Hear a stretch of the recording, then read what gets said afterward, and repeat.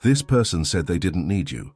They repeated it firmly, as if each statement were a barrier, as if declaring independence was enough to push away what was already within. But they did need you, and they knew it. Yet hiding their need felt easier than admitting that someone had something within them that nobody else offered. This person didn't want it all. They preferred half. They accepted only what fit within their control, what didn't compromise, what didn't disrupt, what didn't make them feel deeply. You offered everything, and it was too much for someone who only knew how to relate to a little. This person turned you down. They brushed it off, said everything was fine, that they were moving on, that nothing was missing. But now they feel it. They don't say it, but they feel it, because every attempt at replacement fails, because no one else has the touch, the words, the calm, the depth you brought even to the tiniest details. This person tries to hide it. They pretend to be strong. They lean on distractions, on new people, on rehearsed phrases. But the emptiness remains. It becomes noticeable in the silences, in the lost gazes, in the rush to show they've moved on, even though they haven't left the same place. You were a steady presence. You were a listener. You were giving. You were real. And when they realized they were no longer seen, they left. Not for lack of love, but because loving alone for two is draining. Now this person lives with the echo of the absence they caused, with the doubt of whether there's still time, with the guilt barely hidden, because only after you stopped insisting did this person begin to realize. But now there's no one left to apologize to. If this resonated with you, comment, "I needed to hear this." Have you ever been the completeness that someone only understood in solitude? Share your thoughts in the comments. This person said they didn't need you. They said it with conviction, with firmness, with a kind of coldness that hid more than it revealed. The phrase came out like a shield, not as truth. Everything's fine. I'm better this way. I don't want to tie myself down to anyone. But behind every word, there was escape. There was fear. There was a denial that screamed, "I'm not ready to be seen." You offered yourself, completely. No manual, no games, no mask. And maybe that was the problem, because when someone shows up without hiding anything, it exposes the absence that the other has spent a lifetime trying to camouflage. That person didn't know how to handle it, didn't know what to do with someone who wanted nothing in return except for presence, except for reciprocity, except for truth. You stayed, even feeling the coldness, even noticing the subtle distances, even when the reply was short, even when the response was shallow. You insisted, because there was something there, and you felt it. Maybe you still do, but the other person wouldn't allow themselves. They preferred protection. They preferred to maintain control. They preferred to believe that giving little was enough to avoid getting hurt. And in this attempt to protect themselves from possible suffering, that person caused the suffering that would one day come back as regret. You noticed, slowly, with time, you began to notice the silences that were too long, the conversations that stopped going deeper, the averted gazes, the ignored messages, and inside you, something started to die. Not the love, but the expectation. You still wanted, but you no longer hoped. That's when the change began. Not outside, inside. You stopped sending long texts, stopped asking if everything was okay, stopped trying to save, and on the day you withdrew, that person finally realized. They noticed the empty space you occupied without making a sound. They noticed the silence that now echoed. They noticed how much your presence was stability, but they realized too late, because you were already gone, not in miles, but in presence. You no longer felt that inner vibrancy.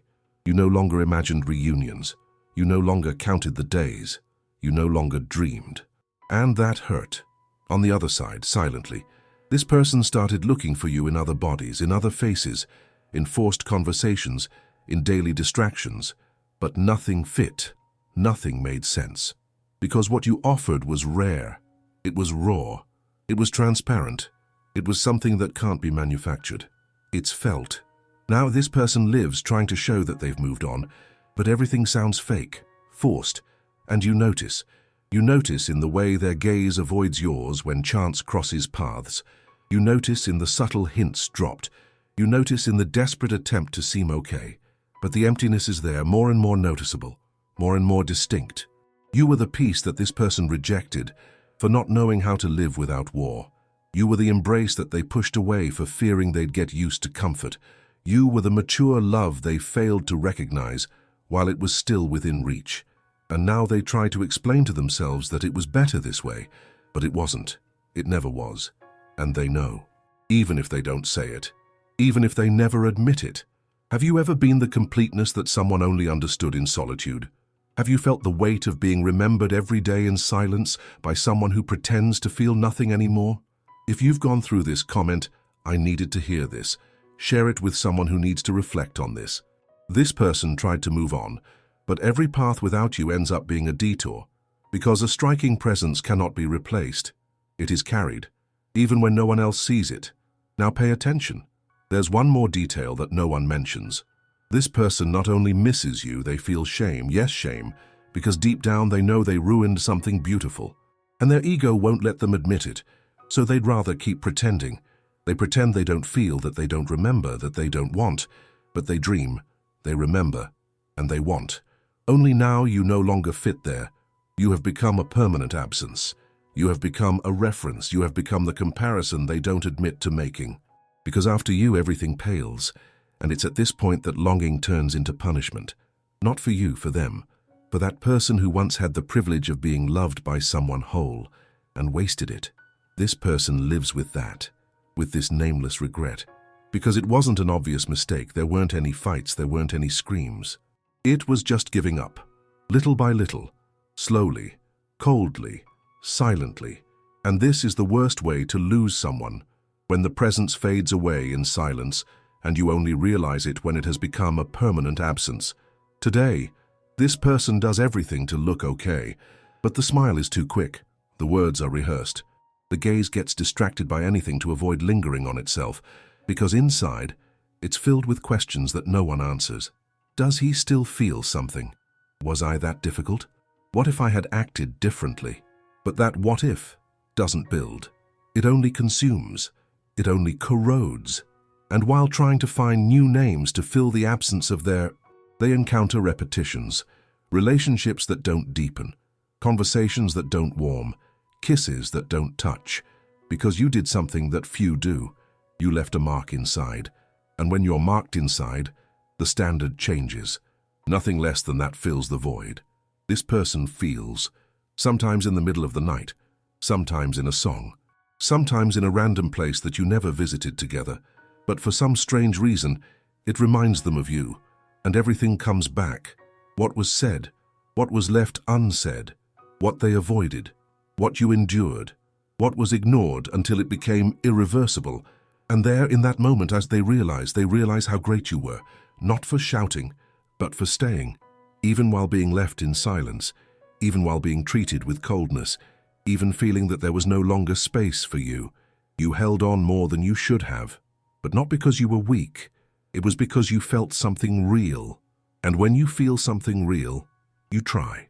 This person confused that with neediness, with necessity, with dependence, but it was love, simple love, alive love, love that didn't disguise itself, love that was wholly displayed, even without any guarantees of reciprocation. And that's frightening. It was frightening. And she pulled back. And when she pulled back, you lost her. Not right away, not the next day, but over time, in the wear and tear, in the emptiness, in the emotional distance that grew between you both without either of you naming it. Now it's too late. You don't feel what you used to feel anymore, or you do, but you've understood that you can't go back to the place that hurt you. And that's the pain of losing something genuine, knowing the other person still exists but is no longer available. They're there, living, but not nearby. They're smiling, but not because of you. They're loving, but in another way, or in another place. You were the before, and she knows she can't be the after anymore. No matter how hard she tries, no matter how much she may want to one day, no matter how much she says she has changed, you have become a lesson, you have become a memory. You have become that nostalgic ache that bothers you, but can't be brought back.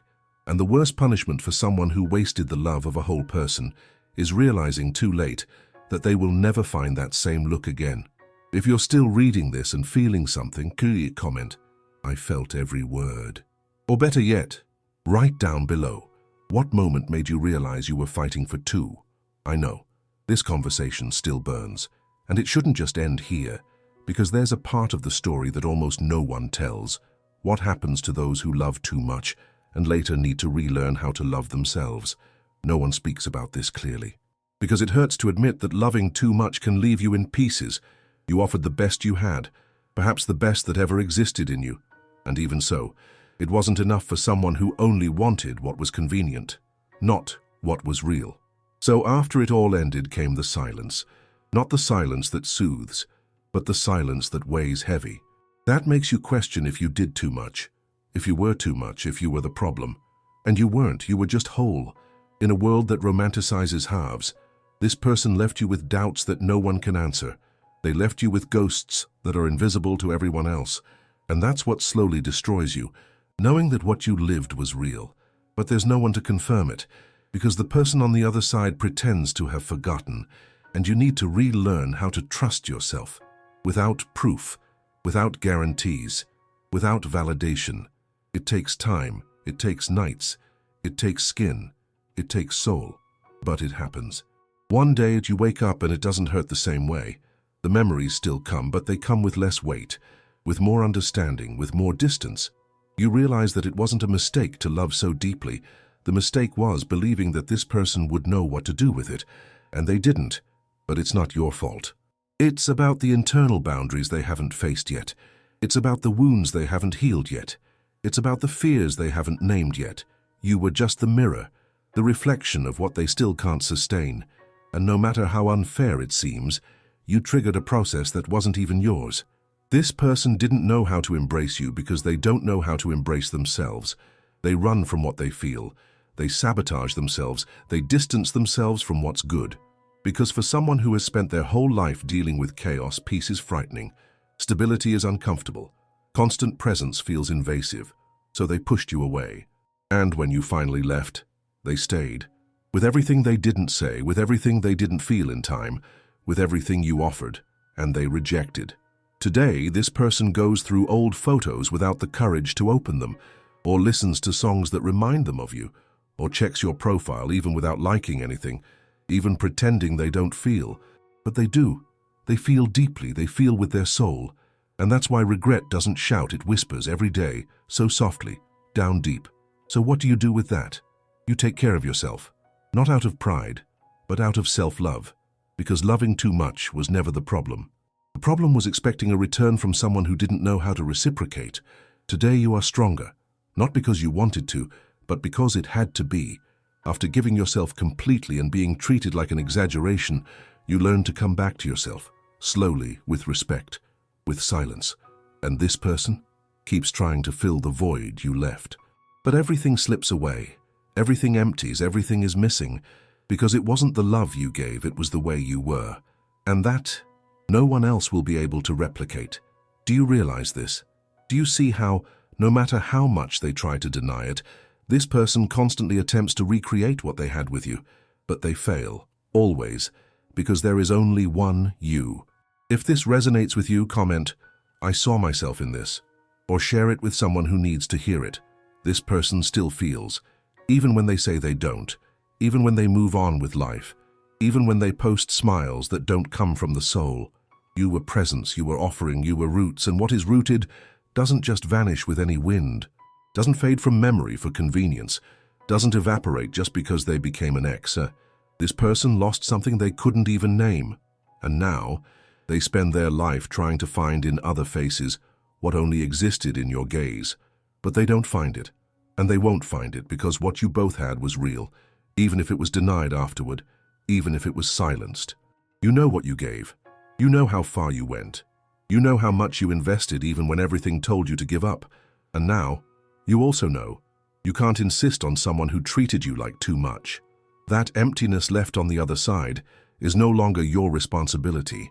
You didn't give too little, you were too much for someone who was still too little.